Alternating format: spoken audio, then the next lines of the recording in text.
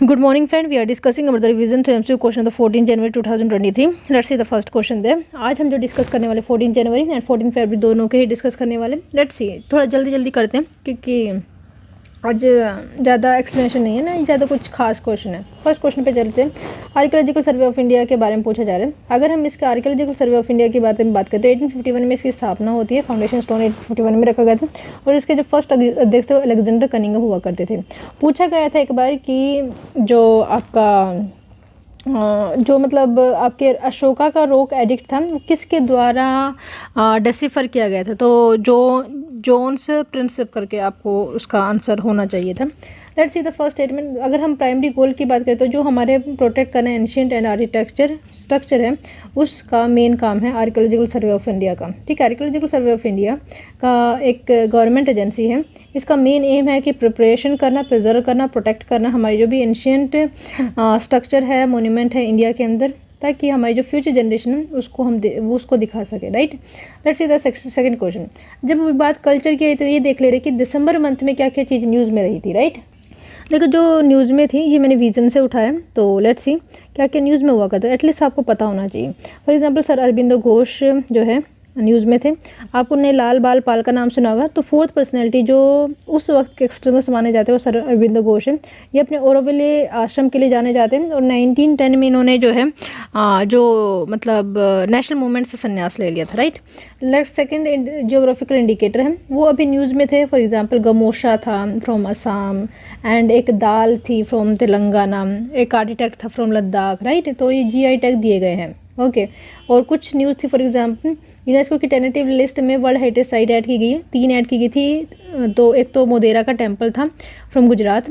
Second site is from Gujarat Jamnagar का एक शहर था. और एक उनाकोटी था नॉर्थ ईस्ट, मैं दिखाने वाली हूँ, don't be so worry. Second था आपका रामप्पा टेम्पल, अगेन न्यूज़ में आया था, एक काटिया वंश के द्वारा बनवाया गया था. और यहाँ पे मार्को पोलो के द्वारा ये कहा गया था कि मंदिरों में अगर मंदिर को मिला दें, अगर सभी मंदिर एक गैलेक्सी है तो ये ब्राइटेस्ट स्टार है उन गैलेक्सीज में. कौन? रामप्पा का मंदिर. ठीक है, काटिया वंश के द्वारा बनाया, मार्को पोलो के द्वारा ये कहा गया था. और काटिया वंश का जो संहार है वो किसके द्वारा किया गया था? तो अलाउद्दीन खिलजी का एक सेवक था उसके द्वारा, है ना. Anyway, Srisailam temple university Andhra Pradesh में. पढ़नी कोड अभी डेसिफर किया गया है, एक PhD के स्टूडेंट हुआ करते थे उनके द्वारा. नेक्स्ट था अरट्टी माटू डिबालू. ये बेसिकली एक टेम्पल आर्किटेक्चर है जो विजयनगर में पाया गया था. संगाई फेस्टिवल मनाया जाता है वो कहाँ पे? तो ये मणिपुर के अंदर मनाए जाते हैं. और मणिपुर के अंदर ही आपकी लोकटक देखने को मिल जाए. हॉर्नबिल फेस्टिवल नागालैंड के अंदर. वीर बाल दिवस हमने न्यू बनाना स्टार्ट किया तो इम्पोर्टेंट है वैसे. असम मूवमेंट भी न्यूज़ में थी. साहित्य अकादमी अवार्ड दिए गए हैं. नेशनल स्पोर्ट्स अवार्ड भी अभी बांटे गए. तो इस वजह से मिनिस्ट्री ऑफ कल्चर के अंदर ये सारी चीज़ें न्यूज़ में हुआ करती थी. एनीवे, सेकंड क्वेश्चन पे चलते हैं. सेकंड क्वेश्चन पे अगर हम देखें how does archaeological survey of India determine which site to be protect. तो क्या एक क्राइटेरिया है जिसके बेसिस पे आर्कियोलॉजिकल सर्वे ऑफ इंडिया को खुद को पता चलता है कि हमें इस साइट को प्रिजर्व करना है, प्रोटेक्ट करना है. याद रखिएगा कि वो जो है हिस्टोरिकल और कल्चरल वैल्यूज़ की होनी चाहिए. ठीक है, archaeological survey of India evaluate each site based on its historical and cultural significance and only those that deemed to be significant value उसको ही प्रिजर्व या प्रोटेक्ट किया जाता है. अगर हम देखें स्टील की बात करोगे तो देखो जब हम स्टील की बात करते हैं तो क्या क्या आपको पता होना चाहिए. स्टील एक होता है स्टील, एक होता है स्टेनलेस स्टील. जब हम स्टील की बात करते हैं तो जब हम कार्बन मिला देते हैं आयरन के अंदर, आयरन जो है अप्रोक्सीमेटली 95% होता है, कार्बन हम डालते हैं ताकि वो स्टील तो मतलब उससे स्टील बन जाता है. और स्टेनलेस स्टील की बात करते हैं तो इनकी क्वालिटी अच्छी होती है. इसमें आयरन डाला जाता है, कुछ अमाउंट में कार्बन डाला जाता है, कुछ अमाउंट में क्रोमियम डाला जाता है, कुछ अमाउंट में मैग्नीज डाला जाता है, निकल डाला जाता है. तो ये सब चीज़ें जो है ऐड की जाती है किसके अंदर? स्टील बनाने में. और ग्रीन स्टील क्या होता है? ग्रीन स्टील जो है एक कंसेप्ट है जिसमें जितनी जो भी प्रोसेस है, फॉर एग्जांपल क्रोमियम निकालने की प्रोसेस है जो स्टेनलेस स्टील में बनाने में ऐड की जाती है, ये सारी की सारी जो निकालने की पूरी प्रोसेस हो ग्रीन एनर्जी के ऊपर बेस्ड हो. मतलब ये है कि इन्वायरमेंट को नेगेटिव इम्पैक्ट ना डालते. अगर पॉजिटिव ना डाल सके तो कोई प्रॉब्लम नहीं, लेकिन नेगेटिव भी ना डालें, वही आपकी green steel. Right, let's see. इसमें carbon emission and air pollution कम होता है. That is correct. Improved energy efficiency and ये सही बात है, एनर्जी एफिशिएंसी जो है इससे रिड्यूस हो जाती है. improved energy efficiency, increased cost or difficulty in production, that is also be right. Limited availability and reduced strength of the steel, that is not correct. अगर देखो जब भी हम फ्यूचर में कोई टेक्नोलॉजी को अडोप्ट करते हैं उसका कुछ ना कुछ एक एडिशनल वर्जन होता है, अदरवाइज तो we could not shift from one source to the other. दूसरे मतलब जो भी न्यू एनर्जी है, न्यू टेक्निक है, वो पहली वाली से बेहतर होनी चाहिए तभी हमें अडोप्ट करें। तो मेरे हिसाब से first second third are correct, second is absolute, fourth is absolutely wrong. ठीक है, तो you can see here. Let's see the next question. Next question है what is the process of creating green steel. Green steel का process किस तरीके से होता है ये पूछा जा रहा है। फर्स्ट स्टेटमेंट है using traditional method, no traditional method तो जो सिंपल स्टील है उससे होगा। सेकंड देखते हैं सस्टेनेबल मेथड यूज़ करते हैं steel production, that is absolutely right. Steel production जब सस्टेनेबल मेथड, ग्रीन मेथड या फिर ग्रीन एनर्जी रिसोर्स को जब यूटिलाइज करते हैं तो आपका ग्रीन स्टील बनता है, बिल्कुल सही बात है। नंबर थर्ड भी देख लें जहाँ पे non renewable source of energy को हम यूज़ करते हैं स्टील बनाने में, that is absolutely wrong. Only plant based material to create steel, नहीं जैसे ओनली हो गया वो लोग वैसे भी गलत होते हैं। और हम प्लांट बेस्ड क्यों, स्टील में प्लांट बेस्ड का कोई कनेक्शन ही नहीं है, right. Anyway let's see the next question. Next question is the national commission for protection of child right, NPCR की हम बात करें, इसका मेन पर्पज़ क्या है। तो चिल्ड्रन के जो राइट्स है उसको प्रोटेक्ट करना किसके अंडर में आता है, तो मिनिस्ट्री ऑफ चाइल्ड डेवलपमेंट के अंडर में आता है। और इसका एक एक्ट लेकर आया 2005 में, 2007 में इसके लिए एक नेशनल कमीशन भी बनाया गया था। और अगर हम चाइल्ड से रिलेटेड फैक्ट की बात करें तो हमें क्या करना है, चाइल्ड को हमें पहली बात तो प्रोटेक्ट करना है, डेवलप करना है, उनका डेवलपमेंट अच्छा होना चाहिए, उनका पार्टिसिपेशन होना चाहिए। तो ये हम मेन उद्देश्य लेके चलते हैं नेशनल कमीशन। और कौन कौन से एक्ट है, फॉर एग्जांपल पोस्को एक्ट है, जुवेनाइल जस्टिस एक्ट है, बॉन्डेड लेबर एक्ट है जो आपका चाइल्ड लेबर से ही कनेक्टेड है, आर्टिकल 24 भी आपका चाइल्ड लेबर से ही कनेक्टेड है। आगे बढ़ते हैं, let's see the next question. Mark portal अभी एक इनिशिएटिव है, किसके द्वारा रिलीज किया, तो याद रखिएगा ये department of promotion of industry and internal trade के द्वारा रिलीज़ किया गया है, जो ministry of commerce and industry के अंडर में आते हैं। इसका मेन एम ये है कि जो भी हमें स्टार्टअप एंड एंटरप्रेन्योरशिप है उनको मार्ग दिखाना। मार्ग का मतलब है मेंटरशिप प्रोवाइड करना, ए का मतलब होता है एडवाइजरी और ए का मतलब असिस्टेंस है, आर का रेजिलियंस एंड ग्रोथ। तो ये इसके फुल फॉर्म होती है, इंपॉर्टेंट है, याद रखिएगा। Let's see the next question. Credit default swap agreement अभी साइन किया गया, what is it, what do you mean by it. इसका मतलब ये होता है कि जो क्रेडिट रिस्क होती है वो हम दूसरे पार्टी पे ट्रांसफ़र कर देते हैं। तो फर्स्ट ऑप्शन यहाँ पे सही हो जाएगा। Let's see, a credit default swap is a financial contract where one party pays a fee to the another party in exchange for the protection against the risk of default on the specific debt instrument such as the bond. It allows the buyer to transfer the credit risk of the buyer to the seller without having its owner। मतलब ये है कि जो risk है वो transfer कर दिया जाता है एक पार्टी से दूसरी पार्टी तक, ठीक है। तो ये होता है आपका क्रेडिट डिफॉल्ट स्वैप, राइट। आगे बढ़ते हैं। अगला what is the main source of the chitosan. Chitosan is nothing but a made up of the chitin. Chitin is nothing but the outer covering of the various organism, for example fungi, for example arthropoda group, you can say that the animal kingdom में arthropoda group हो गया, molluscus family से हो गया, उसमें जो outer covering होती है वो चिटिन से ही बनी होती है। और हमारी पूछ ली जाए तो हमारी स्किन होती है और उसके नीचे क्या होता है, तो स्कल्टन मौजूद होता है और जो हड्डियों से बना होता है। एनीवे फर्स्ट स्टेटमेंट, और जो एक फाइब्रस टाइप ऑफ प्रोटीन से बनता है। एनीवे चिस्टोसन का जो मेन सोर्स है वो फिश की शेल में पाया जाता है। Chitosan is a biopolymer that is dried from the chitin, okay, which is the main component of the exoskeleton of the crustaceans such as shrimp, crab, lobster, ठीक है, ये इसका मेन सोर्स होता है। the chin is extracted from the cells of these animals and जो है इसको use किया जाता है कुजाइन में। ये एक तो फ्लेवर को ऐड करने का काम करते हैं, उसी के साथ ये फ़ैट को एब्जॉर्ब कर लेता है, ये इसकी खासियत होती है, जिसकी वजह से जो कैलोरी वैल्यू होती है किसी भी जिसमें हम इसको डालते हैं उसकी कम हो जाती है, क्योंकि ये फ़ैट को एब्जॉर्ब कर लेता है और वो एब्जॉर्ब फैट हमारी बॉडी में नहीं जा पाता है। एनीवे मतलब हमारी बॉडी इसको डाइजेस्ट नहीं कर पाती और वो हमारी बॉडी से एज इट इज़ बाहर निकल जाता है। अगर बेस्ट वे अगर पूछा जाए बासमती राइस का तो बॉइलिंग है होता है, तो ये बस आप याद रखना। इसको GI टैग भी दिया गया। But the primary benefit to chitosan as a food produce, क्योंकि ये जो है फैट को एब्जॉर्ब करने का काम करता है, ये मैं बता चुकी हूँ, ठीक है। देखो मैंने कहा था कि कौन कौन सी स्कीम्स वगैरह हैं जो मिनिस्ट्री ऑफ टूरिज्म के अंडर में आते हैं, उसके बारे में थोड़ा सा हम देख ले रहे हैं।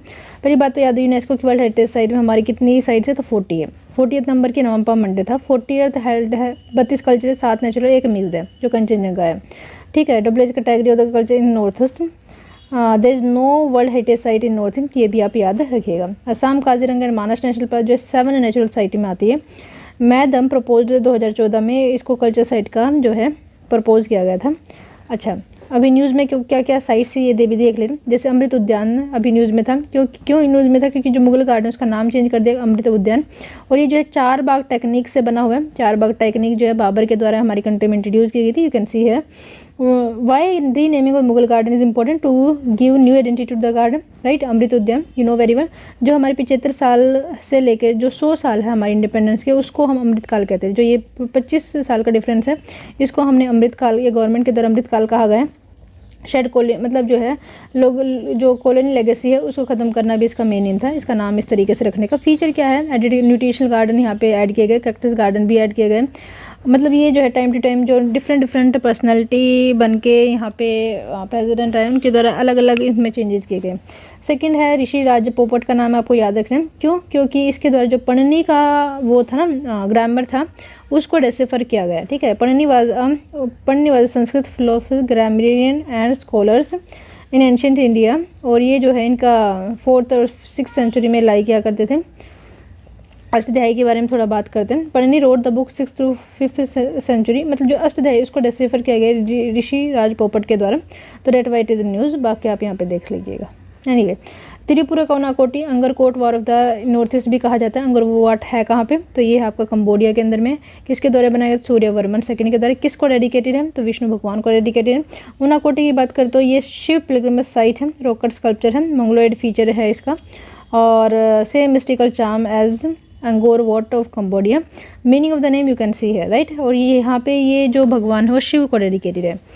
अब बात करते हैं कुछ त्यौहार की जो अभी न्यूज़ में हुआ करते हैं। For example hornbill festival Nagaland, Gangaur जो है राजस्थान में मनाया जाता है, नोआ खाई जो है उड़ीसा के अंदर, संगाई मणिपुर के, लोसोंग फेस्टिवल सिक्किम के अंदर, लोसार लद्दाख के अंदर, और कुछ और फेस्ट जैसे चेरचेरा फेस्टिवल जो है ये आपका छत्तीसगढ़ के अंदर है।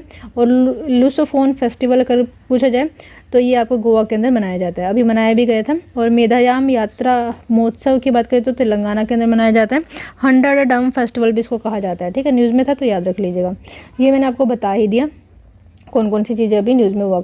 अब हम जो क्वेश्चन डिस्कस करने जा रहे हैं वो है आपके फ्रॉम द 14 फरवरी के क्वेश्चन हम डिस्कस करने वाले हैं। Let's see the first question. Office of governor के बारे में बात किया जा रहा है। ऑफिस ऑफ गवर्नर, पहली बात तो इनको अपॉइंट कौन करते हैं? आर्टिकल 155 के तहत प्रेसिडेंट इनको अपॉइंट करते हैं, राइट। और गवर्नर से रिलेटेड जो है इनकी जो ये कॉन्स्टिट्यूशनल पोस्ट है। पहली बात तो ये जो है एग्जीक्यूटिव हेड होते हैं स्टेट के। और गवर्नर के जो ज़्यादा पावर है 5th शेड्यूल के रिगार्डिंग दी गई है। और आर्टिकल 200 के तहत जो बिल है वो रिजर्व करके रख सकते हैं कौन? गवर्नर। और जब हंग असेंबली हो जाती है तब भी गवर्नर को ज़्यादा पावर दी जाती है। और गवर्नर को अगर हम प्रेसिडेंट के साथ कंपेयर करें तो 2-3 पावर नहीं है इनके पास। फॉर एग्जांपल कैपिटल पनिशमेंट नहीं दे सकते। और पर anyway, let's see the first statement them. The governor can resign at any time by addressing the resignation letter to chief minister. नहीं, चीफ मिनिस्टर को ये रेसिग्नेशन नहीं देते बल्कि प्रेसिडेंट को ये रेसिग्नेशन देते हैं। और प्रेसिडेंट खुद जो है काउंसिल ऑफ मिनिस्टर की रिकमेंडेशन पे काम करता है। सेकंड स्टेटमेंट देखते हैं। The constitution does not lay down the ground on which the governor में बी रिमूव। बिल्कुल सही बात है। गवर्नर के लिए किस तरीके से उनको रिमूव किया जाना है उसके लिए कोई ग्राउंड प्रोवाइड नहीं किया गया है, राइट।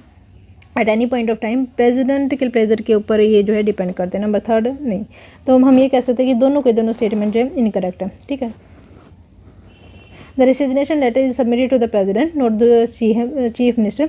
बस ये बहुत सारी जो हमारी कमेटी है उनके द्वारा रिकमेंडेशन किया गया कि चीफ मिनिस्टर को भी कहीं ना कहीं कंसल्टेशन करना चाहिए जब इनकी अपॉइंटमेंट होती है। वैसे ऐसा होता नहीं है, राइट। प्रेजर और प्रेसिडेंट के ऊपर डिपेंड करते हैं। Supreme court held at the president is not justifiable. और इनका सिक्योर टेन्योर या फिक्स्ड टाइम इनका होना चाहिए ताकि कोई भी गवर्नमेंट आए वो गवर्नर को चेंज ना कर सके। इंपॉर्टेंट हमेशा न्यूज़ में रहने वाला टॉपिक है, तो याद रखिएगा। Let's see the next question. Next question is the constitution lays down which of the following condition of the governor office और मतलब क्या है, किस तरीके से हम सिलेक्ट करते हैं ऑफिस ऑफ गवर्नर को, ये पूछा जा रहा है। Okay, let's see. The governor should not belong to the state where it is appointed. ये जो है रिकमेंडेशन है, मतलब ये अच्छी बात अगर होती है लेकिन वैसे फॉलो नहीं की जाती है।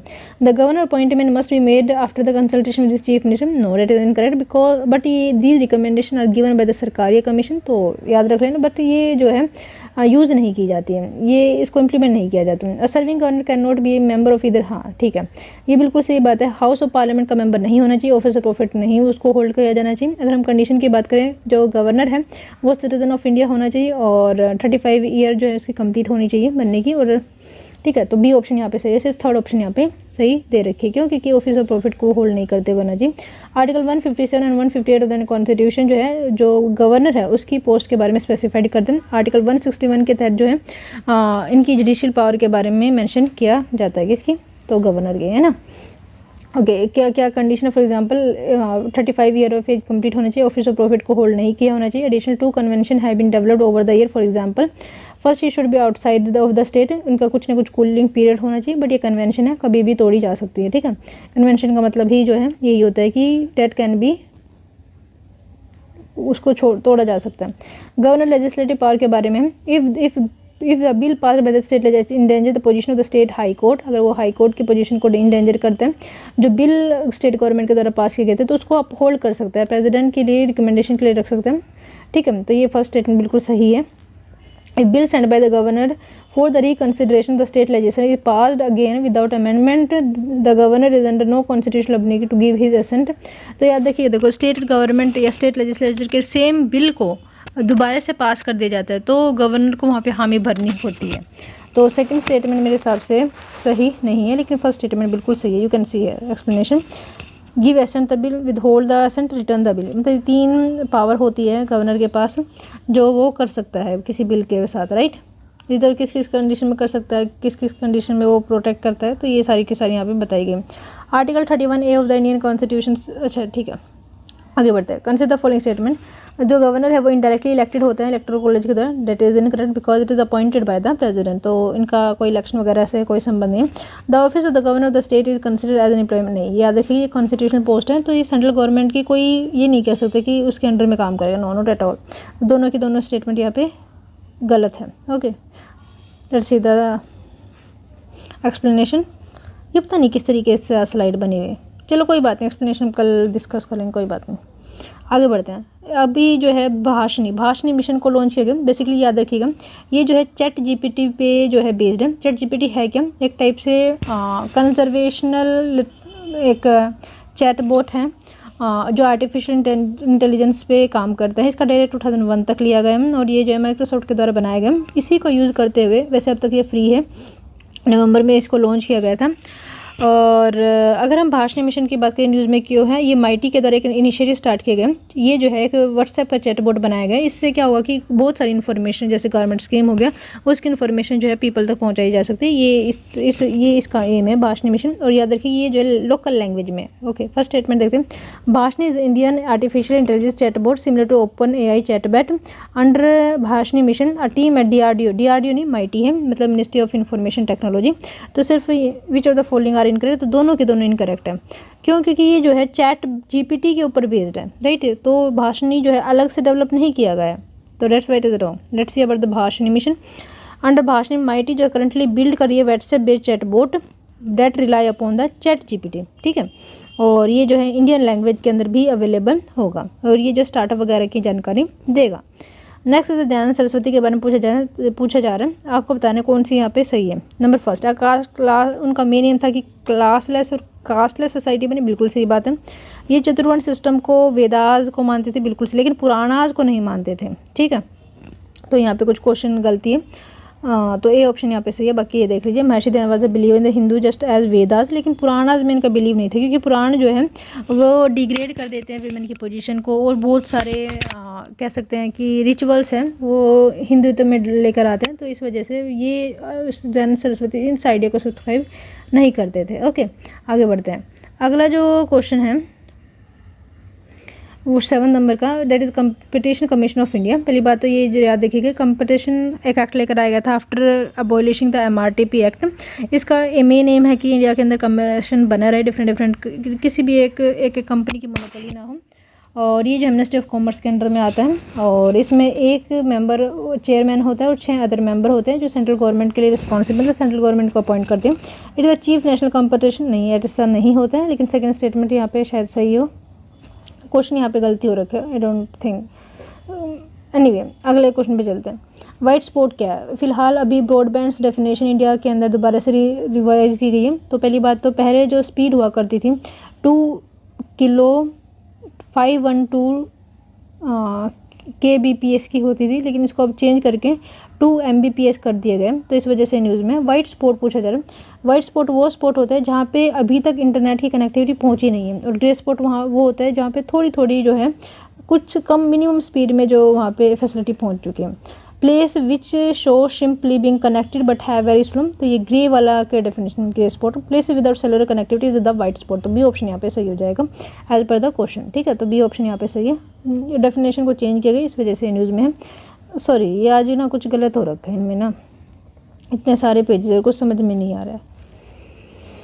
9th क्वेश्चन पे जल्दी खत्म करते हैं, बाकी हम कल अच्छे से लेकर आए। Next is the consider the following statement regarding environment and climate sustainability work group के बारे में क्वेश्चन पूछा जा रहा है। It is the part of the world economic forum, it aim to policies for sustainable climate and biodiversity. क्या आपको बताना है कौन सा यहाँ पे सही? सिर्फ यहाँ पे फर्स्ट यहाँ पे सही है, क्योंकि ये जो अच्छा G20 का ये पार्ट है, तो आपसे इनकरेक्ट पूछा गया था, तो first is incorrect, second is completely correct जो G20 का पार्ट है। एनीवे 10th क्वेश्चन पे ब्लैक बक के बारे में पूछा जाए।